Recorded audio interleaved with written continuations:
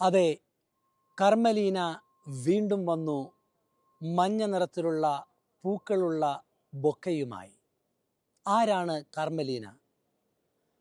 38 ദിവസം ജെമല്ലി ആശുപത്രിയിൽ ചികിത്സയിലായിരുന്ന ഫ്രാൻസിസ് മാർപ്പാപ്പ നമ്മുടെ എല്ലാവരുടെയും ലോകം മുഴുവൻ്റെയും പ്രാർത്ഥനയുടെ ഫലമായി ഡിസ്ചാർജ് ചെയ്യുന്ന ദിവസം ആയിരക്കണക്കിന് ആൾക്കാരാണ് ജെമല്ലി ആശുപത്രിയിൽ തടിച്ചുകൂടിയത്. ആ നിമിഷങ്ങളിൽ ഫാദർ ജോജിയോടൊപ്പം ഞാനും ആശുപത്രിയിൽ ഉണ്ടായിരുന്നു.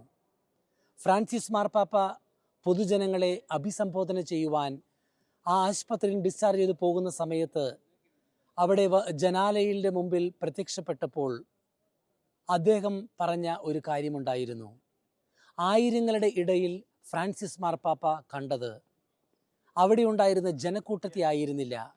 പ്രായമായ ഒരു അമ്മ ഒറ്റയ്ക്ക് മഞ്ഞ നിറത്തിലുള്ള പൂക്കളേന്തിയ ഒരു ബൊക്കയുമായി അവിടെ നിൽക്കുമ്പോൾ ഫ്രാൻസിസ് മാർപ്പാപ്പ പറഞ്ഞു, ഞാൻ കാണുന്നുണ്ട് അവിടെ പ്രായമായ ഒരമ്മ എനിക്ക് ബൊക്കയുമേന്തി നിൽക്കുന്നത്. ആ വ്യക്തിയാണ് കർമ്മലീന. ആ ബൊക്കയാണ് ഫ്രാൻസിസ് പിതാവിന് ഡിസ്ചാർജ് ചെയ്തതിന് ശേഷം കൈകളിലേക്ക് കൊടുത്തതും ഫ്രാൻസിസ് മാർപ്പാപ്പ നന്ദി സൂചകമായി ആ ബൊക്കെ മേരി മജോറെ ബസിലിക്കയിൽ കൊണ്ട് സമർപ്പിച്ചതും. പിന്നീട് ഏകദേശം ഒരു മാസം തികയുമ്പോൾ തന്നെ, ഒരു മാസവും ഒരു ദിവസവും തികയുമ്പോഴാണ് പരിശുദ്ധ പിതാവ് ഫ്രാൻസിസ് മാർപ്പാപ്പ ഏപ്രിൽ 21-ാം തീയതി നമ്മളോട് വിട പറയുന്നത്.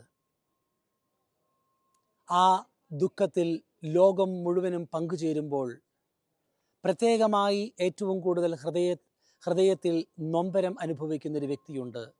അത് കർമ്മലീനയാണ്. കാരണം ഫ്രാൻസിസ് മാർപ്പാപ്പയുടെ പേപ്പസിയുടെ കാലഘട്ടത്തിൽ സാധിക്കുന്ന എല്ലാ ബുധനാഴ്ചകളിലെയും വെനസ്ഡേ ഓഡിയൻസിൽ കർമ്മലീന ബൊക്കയുമായി പോയി മാർപ്പാപ്പയ്ക്ക് കൊടുക്കുന്ന പതിവുണ്ടായിരുന്നു. തീർച്ചയായും ഫ്രാൻസിസ് മാർപ്പാപ്പയുടെ ഹൃദയത്തെ അത് സന്തോഷിപ്പിച്ചിട്ടുണ്ട്. ഇന്നിതാ ഒടുവിലായി കർമ്മലീന ഒരിക്കലും ചിന്തിച്ചിട്ടുണ്ടായിരിക്കുകയില്ല ഇത്രയും നേരത്തെ മറ്റൊരു ബൊക്ക ഫ്രാൻസിസ് പിതാവിൻ്റെ അരികിൽ കൊണ്ട് വെക്കേണ്ടി വരുമെന്ന്. ഇന്നലെ വൈകുന്നേരം ഫ്രാൻസിസ് മാർപ്പാപ്പയുടെ മൃതദേഹത്തിൻ്റെ അരികിലിരുന്ന് പ്രാർത്ഥിച്ചു കൊണ്ടിരിക്കുമ്പോൾ ഹൃദയഭേദകമായ ഒരു കാഴ്ച ഞാൻ കാണുകയാണ്. ഞാൻ മാത്രമല്ല, ആ ഫ്രാൻസിസ് മാർപ്പാപ്പയുടെ ഇരു സൈഡിലുമായി പ്രാർത്ഥിച്ചു കൊണ്ടിരുന്ന എല്ലാവരും തന്നെ അതിന് സാക്ഷ്യം വഹിച്ചിട്ടുണ്ട്. അത് മറ്റൊന്നുമല്ല, ഇതാ ഫ്രാൻസിസ് മാർപ്പാപ്പയെ ചികിത്സിച്ചു കൊണ്ടിരുന്ന പേഴ്സണൽ ഡോക്ടർ മാസിമിലിയാനോ സ്ട്രപ്പേറ്റി കാർമലിനെയും കൂട്ടിക്കൊണ്ട് ഫ്രാൻസിസ് മാർപ്പാപ്പയുടെ പൂജ്യദേഹത്തിൻ്റെ അരികിലേക്ക് കർമ്മലിനെയും കൂട്ടിക്കൊണ്ട് വരികയാണ്. കൂനി കരഞ്ഞ് കലങ്ങിയ കണ്ണുകളുമായി വീണ്ടും മഞ്ഞ നിറത്തിലുള്ള ബൊക്കെ ഒടുവിലായി ഫ്രാൻസിസ് മാർപ്പാപ്പയുടെ കൈകളിൽ കൊടുക്കുവാൻ സാധിക്കാത്തതുകൊണ്ട് ആ കാൽച്ചുവട്ടിൽ കൊണ്ടുവന്ന് ആ പൂക്കൾ കൊടുത്തുകൊണ്ട് കരയുന്ന ഒരു കാഴ്ചയുണ്ടായിരുന്നു. അത് തീർച്ചയായും ഈ ലോകം മുഴുവനും ആരെല്ലാം ഫ്രാൻസിസ് മാർപ്പാപ്പയെ സ്നേഹിച്ചിട്ടുണ്ടോ അവരുടെ പ്രതിനിധിയായിട്ട് തന്നെയാണ് ആ സഹോദരി ആ പൂക്കളേന്തിക്കൊണ്ട് ഫ്രാൻസിസ് മാർപ്പാപ്പയുടെ അരികിൽ പോയി ആ പൂക്കൾ സമർപ്പിച്ചത്.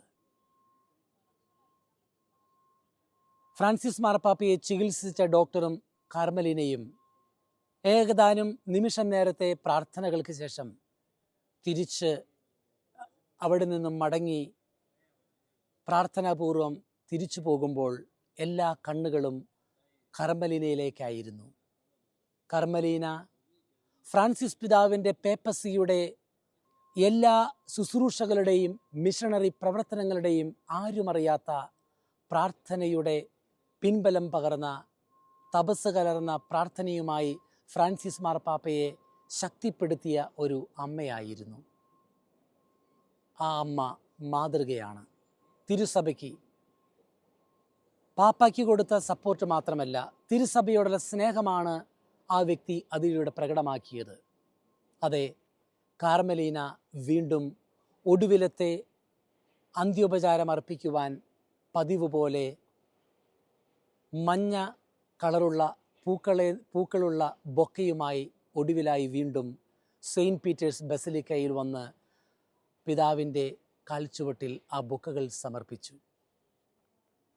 ഇത് ഒടുവിലത്തെ ബൊക്കയുടെ സമർപ്പണമാണെന്ന് അറിയാവുന്നതുകൊണ്ട് തന്നെ നിശബ്ദതയുടെ നിമിഷങ്ങളിൽ കണ്ണുനീർത്തുള്ളികൾ പ്രാർത്ഥനയായി, അതോടൊപ്പം തന്നെ ഒരുപക്ഷെ ഫ്രാൻസിസ് മാർപ്പാപ്പയോടുള്ള മധ്യസ്ഥ പ്രാർത്ഥനയായി ഏതാനും നിമിഷങ്ങൾ അവിടെ ചിലവഴിച്ചത് നമുക്കൊരു മാതൃകയാണ്.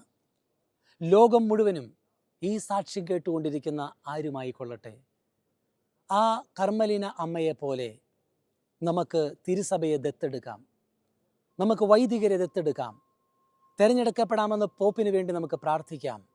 ആരുമായിക്കൊള്ളട്ടെ, അത് ദൈവഹിതമനുസരിച്ച് ദൈവം തിരഞ്ഞെടുക്കുന്ന വ്യക്തിയായി കണ്ടുകൊണ്ട് നമുക്ക് ഫിസിക്കലായി പൂക്കൾ സമർപ്പിക്കുവാൻ കൈകളിലെങ്കിലും പ്രാർത്ഥനയുടെ പൂക്കൾ, കൊച്ചു തെരേസ്യ പുണ്യവതി പറയുന്നത് പോലെ പ്രാർത്ഥനയുടെ റോസാപ്പൂക്കൾ നമുക്ക് അൾത്താരകളിലേക്ക് പ്രാർത്ഥനകളിലൂടെ സ്വർഗത്തിലേക്ക് സമർപ്പിക്കാം.